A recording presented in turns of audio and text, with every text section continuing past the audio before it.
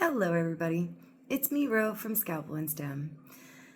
If you've been following me for any period of time, and especially if you've been following me on the Palmstreet app, where I am an exclusive live seller for Palmstreet.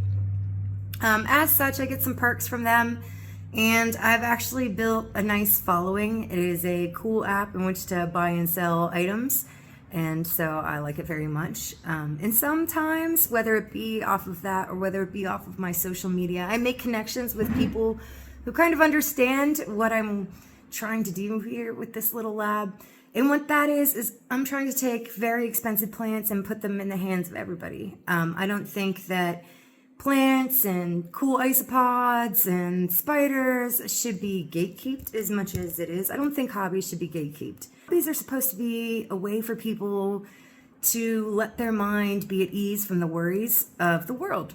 And making them stressful by making people jump through hoops or making them spend a ton of money they don't want to on things that they do want, that they really think would be cool, just isn't my groove. And we'll leave it at that. I'm sure if you've watched me on our social medias, and especially Palmstreet, you've heard me rant about that enough. But one of the perks of doing things the way I do is the people that really get it will occasionally send me some really fun things for me to do this with. We do videos on their plants, and it takes a long time. For example, I know we have a video on a Monstera aurea tricolor. It had both white and aurea, like that nice lemon lime. It was more of a yellowish, I guess. Monstera delicioso.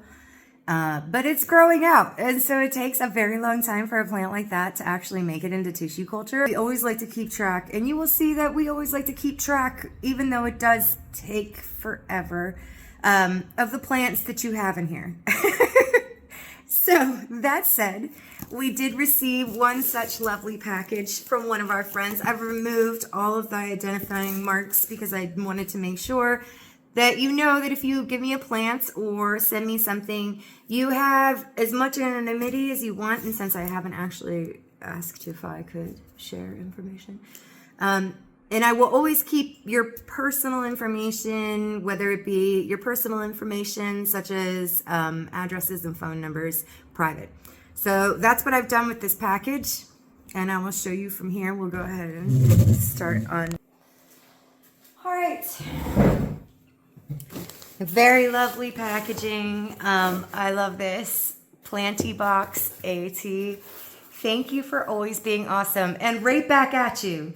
So this comes from a username of Dragon on Palmstreet, one of our followers we love very much. And so it makes me super duper happy, especially receiving that. Right back at you, Dragon.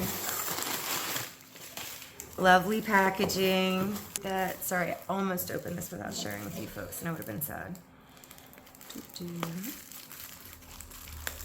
And I love the fact that they have reused my, this is thermal insulation that I send with the plant, storing the fall and winter. All right, so these are a triangularus, so Alocasia triangularis corms, and there are 3 of them in here. Awesome, so excited. Oh, look at that. There's one.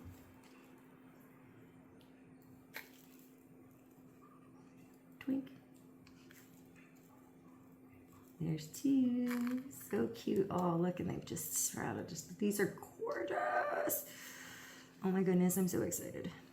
Alrighty, and we'll dig in here and find number 3. If you follow me, you know I am not a huge spag user, so we will probably be switching these. I don't know. Maybe we'll do one in stratum perlite because I have a lot of success with alocasia in there. One, and there's number 3. I need, oh, chunky boy. All right. 3 Alocasia triangularis corms. I'm looking forward to, okay. So Alocasia corms need to be grown out. Since these have been in shipping, the outside of this corm is extremely dirty, and it's carried bacteria, fungus. That's normal, absolutely, in an environment. I'm going to grow these out and make new corms.